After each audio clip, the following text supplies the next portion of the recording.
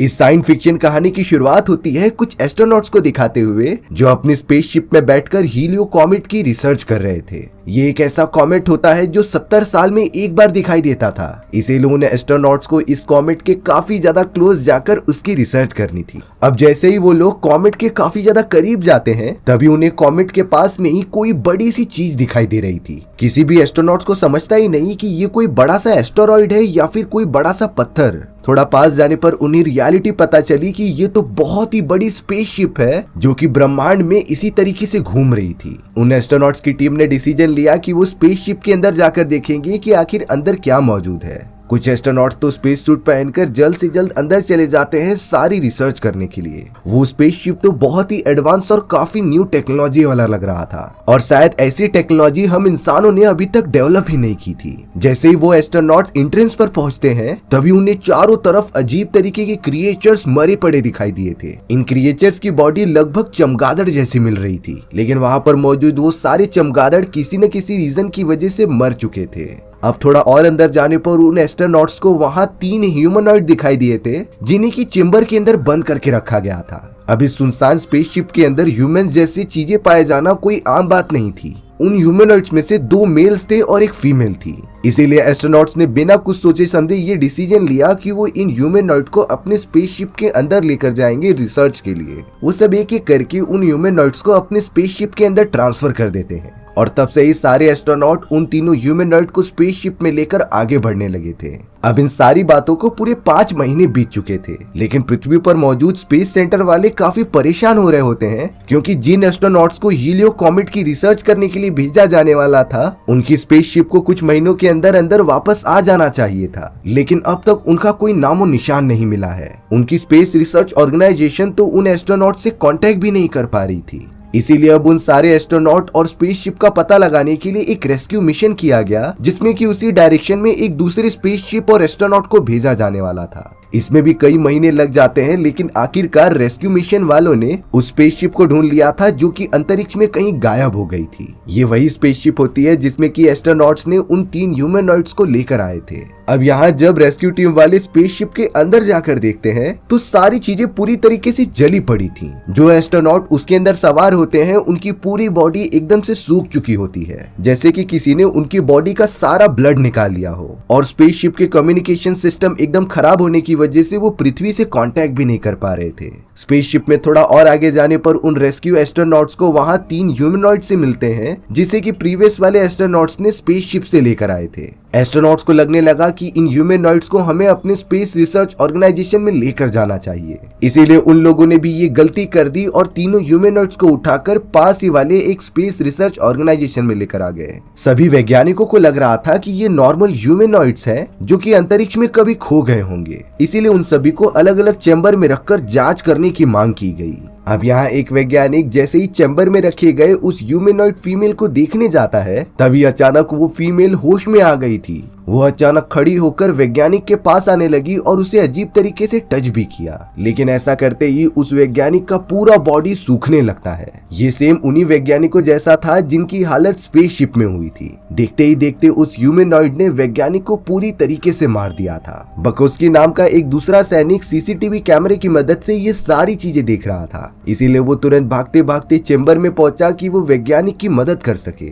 लेकिन तब तक काफी ज्यादा देर हो चुकी होती है। वो फीमेल ह्यूमनॉइड तो अपने सामने आने वाले सारे लोगों को मारते हुए बाहर निकलते जा रही थी और अब शायद वो पूरी तरीके से आजाद है जो पृथ्वी पर एकदम खुलेआम घूम रही थी। सभी लोगों और मीडिया में ये खबर फैलने लगती है कि उनकी पृथ्वी पर अभी खतरनाक एलियन आ चुका है जो कि सेम हम इंसानों जैसा दिखता था। अब उस खतरनाक ह्यूमनॉइड के फ्रीली घूमने की वजह से केन नाम के एक ऑफिसर को ये केस सौंपा जाता है जिसे कि जल्द से जल्द ह्यूमनॉइड को पकड़कर उन्हें खत्म करना होगा। केन अब डायरेक्टली पूछताछ करने के लिए उन वैज्ञानिकों के पास आ जाता है जिन्हें की कुछ पता हो सकता है। वैज्ञानिकों से पूछताछ करने पर केन को पता चला कि ये सारे ह्यूमनॉइड्स एक अजीब तरीके की स्पेसशिप में मिले थे जहां चमगादड़ जैसे अजीब तरीके के क्रिएचर्स मरे पड़े मिले थे और शायद इन ह्यूमनॉइड्स के अंदर भी चमगादड़ जैसी ही प्रॉपर्टीज हैं। ये जिंदा रहने के लिए दूसरे इंसानों की एनर्जी और ब्लड चूसते थे जिससे कि इन्हें पावर मिलती और ये स्ट्रॉन्ग बन जाते। वहाँ रिसर्च सेंटर में बाकी दोनों ह्यूमनॉइड जो कि सोए हुए थे वो भी जिंदा होकर चारों तरफ तहलका मचाने लगे। हालांकि कई सारे सैनिक उनके ऊपर हमला करते हैं, लेकिन उन सभी को मारते हुए भी वो दोनों बाहर निकल गए थे।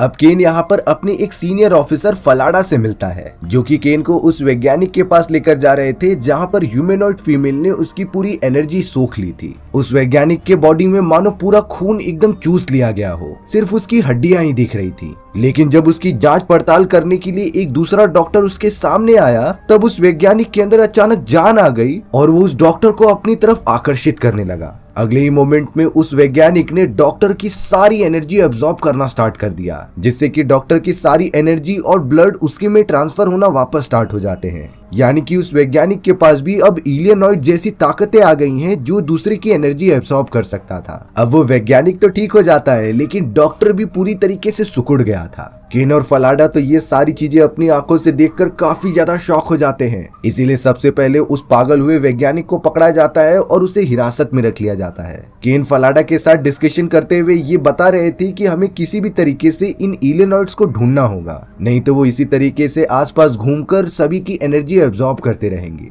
अब केन को खबर मिलती है कि पास ही वाले एरिया में एक लेडी को पूरी तरीके से मार दिया गया है। सारे रिपोर्टर्स वहां पर जमा थे, इसीलिए केन भी जल्द से जल्द वहां पहुंच जाता है। दरअसल इस लेडी की भी बॉडी के अंदर की सारी एनर्जी एब्सॉर्ब कर ली गई है। केन जब वहां के कुछ लोगों से पूछताछ करता है, तब उसे पता चला कि ये काम तो उसी फीमेल एलियनॉइड का था, जिसने के इस लड़की की सारी एनर्जी अपने बॉडी में एब्सॉर्ब कर ली। केन वापस अपने हेडक्वार्टर में आकर फलाडा को सारी बातें बताता है, लेकिन अब पता नहीं क्यों फलाडा केन को कारागार में मौजूद उस वैज्ञानिक को देखने के लिए कह रहे थे, क्योंकि वो वैज्ञानिक एकदम पागलों जैसी हरकतें कर रहा था और अब वो चारों तरफ गिरते पड़ता हुआ बेहोश हो जाता है, जिससे कि उसके अंदर की एब्सॉर्ब की गई सारी एनर्जी चली गई थी और वो फिर से एक जिंदा स्केलेटन में कन्वर्ट हो जाता है, क्योंकि वो वैज्ञानिक एलियनॉइड से इन्फेक्टेड हो चुका था और उसे भी जिंदा रहने के लिए किसी न किसी दूसरे इंसान की एनर्जी चाहिए थी। एनर्जी ना मिलने पर वो भी एकदम से अधमरा हो गया। वहीं दूसरी तरफ शहर में जितने भी इन्फेक्टेड लोग मिल रहे थे, उनके साथ भी ऐसा ही हो रहा था। उन्हें दूसरे लोगों की बॉडी एब्सॉर्ब करके एनर्जी नहीं मिल रही थी, इसीलिए वो एक एक करके मारे जा रहे थे। और अब केन को जल्द से जल्द उन शुरुआत के तीनों एलियनॉइड को ढूंढना होगा जो इन सारी चीजों के मेन कारण थे।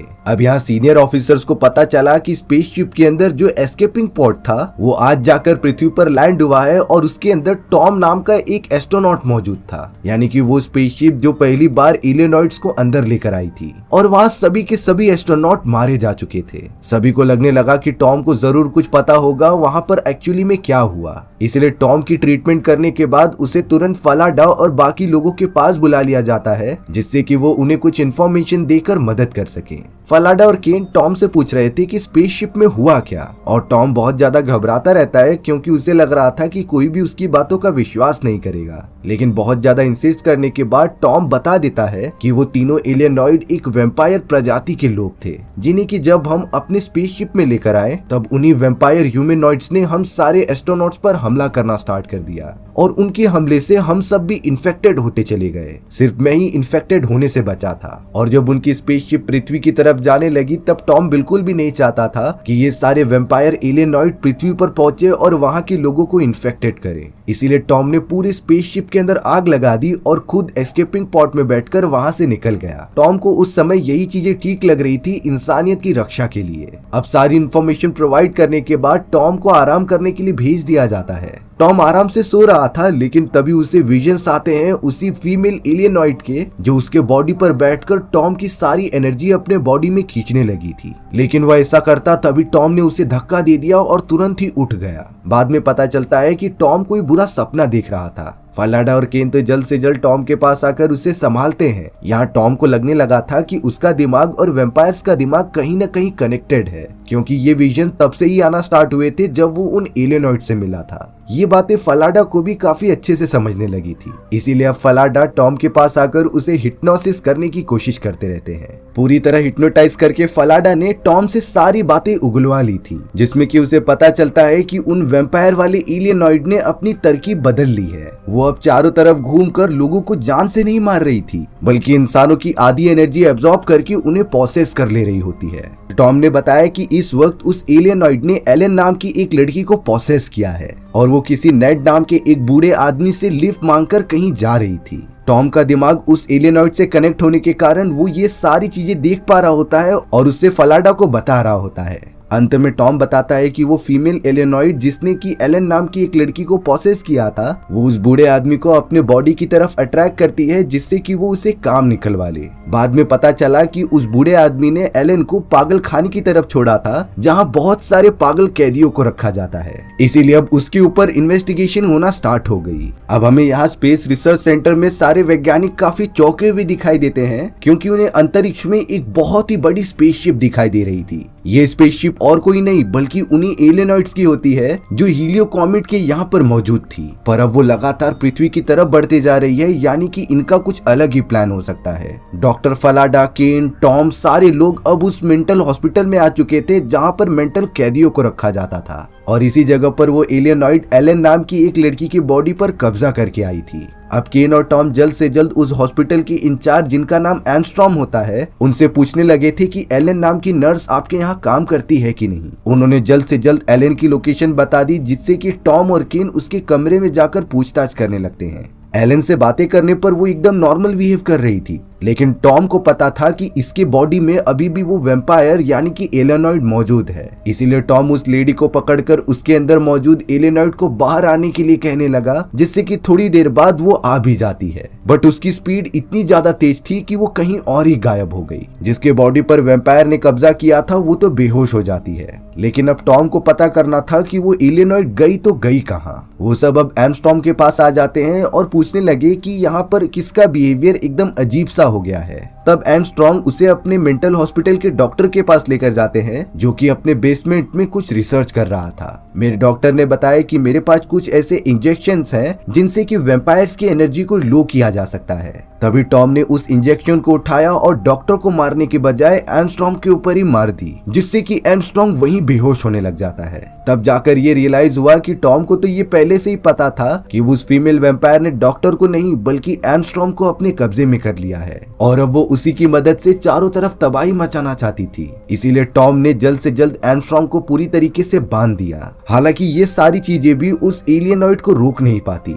वो तो अब एमस्ट्रॉन्ग के बॉडी में से अपनी सारी पावर्स बाहर निकालती है और सभी लोगों को चोट पहुंचाने लगती है। पर तभी डॉक्टर ने बाकी इंजेक्शन के डोजेस उसके बॉडी में डाल दिए थे, जिससे कि एलियनॉइड एकदम शांत हो गई थी। लेकिन यहाँ केन ने टॉम को एक बहुत ही बुरी खबर दी कि शायद ये सारी चीजें इस एलियनॉइड की एक चाल हो सकती है, क्योंकि ये हमें जानबूझकर शहर के बाहर लेकर आ गई, जिससे कि इस एलियनॉइड के बाकी 2 मेल साथी शहर के अंदर जाकर सभी लोगों के ऊपर हमला कर सके। और होता भी कुछ ऐसा ही है। वो सारे मेल एलियनॉइड चारों तरफ तबाही मचाने लगे थे और लोगों की एनर्जी एब्जॉर्ब कर रहे थे। वो सारे मेल एलियनॉइड चारों तरफ तबाही मचाने लगे थे और लोगों की एनर्जी एब्जॉर्ब कर रहे थे। टॉम और केन तो इसे इमरजेंसी समझकर जल्द से जल्द हेलीकॉप्टर में बैठकर शहर की तरफ बढ़ने लगे थे। टॉम यहाँ पर काफी ज्यादा चिंतित था और अब जाकर वो केन के सामने अपनी गलती मंजूर करता है कि जब उन तीनों एलियनॉइड को उनके स्पेसशिप में लेकर आया गया तब टॉम ने ही गलती से उस फीमेल एलियनॉइड के चैम्बर को खोल दिया था और तभी से ही एलियनॉइड जिंदा होकर बाकी एस्ट्रोनॉट्स पर हमला करने लगे। हालांकि केन समझ जाता है कि टॉम ने एटलीस्ट अपनी गलती का इजहार तो किया, बट अब उन्हें किसी भी तरीके से इन एलियनॉइड्स को रोकना होगा। यहाँ शहर में पहुंचने के बाद सभी लोग इन्फेक्टेड होते जा रहे थे उन एलियनॉइड के काटने की वजह से, जिससे कि वैम्पायर्स की तादाद और भी ज्यादा बढ़ते जाती है। इस तरीके से सभी लोग इन्फेक्टेड हो जाएंगे तो किसी का भी बचना नामुमकिन होगा। केन और टॉम तो यूके के प्रेसिडेंट से भी मिलने आते हैं, लेकिन उनके हाव भाव को देखकर लग रहा था कि वो भी इन्फेक्टेड हैं और ये बात टॉम को पता चल गई थी। इसीलिए टॉम केन से कहता है कि हमें जल्द से जल्द मिलिट्री कैंप पहुंचना पड़ेगा क्योंकि यहाँ पर हमें मदद नहीं मिलने वाली। दोनों अब हेलीकॉप्टर में बैठते हैं और निकल पड़ते हैं मिलिट्री बेस कैंप की तरफ। वहाँ गेट के पास पहुंचते ही सबसे पहले दोनों को क्वारंटीन कर दिया गया था क्योंकि आर्मी ऑफिसर्स को लग रहा था कि ये दोनों भी इन्फेक्टेड हो सकते हैं। फिर बाद में कंफर्मेशन मिलने पर उन दोनों से पूछताछ की गई। अब वहाँ पर मिलिट्री ऑफिसर्स को भी शहर की कंडीशन का पता था कि कैसे सभी लोग इन्फेक्टेड हो रहे हैं, इसीलिए उन्होंने बताया कि अगर ये इन्फेक्शन बाकी शहर तक फैलेगा तो सारी चीजें खत्म हो जाएंगी। इसीलिए हमें जल्द से जल्द उस पूरे शहर पर न्यूक्लियर ब्लास्ट करना होगा। वहीं अब आसमान में एलियनॉइड की स्पेसशिप लगातार पृथ्वी के काफी करीब आ जाती है और यूके के एकदम चर्च के नीचे रुककर सारी चीजें एब्जॉर्ब करने लगती हैं। ये उन इन्फेक्टेड लोगों की एनर्जी थी जिसे कि वो एलियनॉइड एब्जॉर्ब करके काफी ताकतवर बनते जा रहे थे, जिसे ट्रांसफर करने का काम कोई और नहीं बल्कि वो फीमेल एलियनॉइड कर रही थी। वो तो एक चर्च के अंदर मौजूद होती है जो अपने स्पेसशिप से कम्युनिकेट कर रही थी। और ये सारी बातें टेलीपैथिकली टॉम को भी पता चल जाती हैं, क्योंकि वो दोनों एक दूसरे के दिमाग से जुड़े हुए थे। इसीलिए टॉम अब उस फीमेल इलिनॉइड को मारने के लिए अकेले ही निकल पड़ा बिना किसी को बताए। वहीं दूसरी तरफ अब केन को भी पता चलता है कि डॉक्टर फलाडा भी इन्फेक्टेड हो चुके हैं। इसीलिए केन तुरंत ही स्पेस रिसर्च सेंटर की तरफ चला जाता है फलाडा को मारने के लिए। अब केन को पता चला कि फलाडा के पास एक एंशिएंट स्वॉर्ड है जिससे कि एक्चुअली में उन वेम्पायर्स को मारा जा सकता था, और इसी एंशिएंट तलवार की मदद से उन्होंने एक मेल इलिनॉइड का कत्ल किया होता है। हालांकि केन फलाडा को मारना नहीं चाहते थे, लेकिन इन्फेक्टेड होने के कारण उसे ऐसा करना ही पड़ता है। बट अब केन के पास वो एंशिएंट स्वॉर्ड मौजूद थी, जिसे कि वो लेकर तुरंत ही चर्च के पास आ गया था जहां टॉम मौजूद होता है। केन ने तो उस दूसरे फीमेल एलियनॉइड को तलवार की मदद से भी मार दिया था। टॉम भी अब उस फीमेल एलियनॉइड को रोकने के लिए उसके ऊपर कूद जाता है। तब तक केन ने टॉम के हाथ में वो तलवार पकड़ा दी थी, जिससे कि टॉम जल्द से जल्द उस फीमेल एलियनॉइड को जान से मार देता है। फीमेल एलियनॉइड के मरने की वजह से उनकी स्पेसशिप का कनेक्शन टूट चुका था और अब वो और ज्यादा एनर्जी अब्सॉर्ब नहीं कर पाते। एनर्जी खत्म होने के कारण उन एलियनॉइड की स्पेसशिप वापस कहीं दूर गैलेक्सी में चली जाती है। यानी कि टॉम, केन और सभी लोगों ने मिलकर आखिरकार इन वेम्पायर्स एलियनॉइड को खत्म ही कर दिया। बट इसके बदले उन्हें कई लोगों की कुर्बानी देनी पड़ी और इसी तरीके से हमारी ये कहानी यहीं खत्म हो जाती है। सो व्यूअर्स, आपको ये स्टोरी कैसी लगी कमेंट सेक्शन में बताना भूलना मत। और अगर आपको मेरा एक्सप्लेनेशन 1% भी अच्छा लगा होगा ना, तो वीडियो को लाइक एंड चैनल को सब्सक्राइब जरूर कर देना। मिलते हैं इसी तरीके की मजेदार वीडियोस में, तब तक के लिए बाय बाय।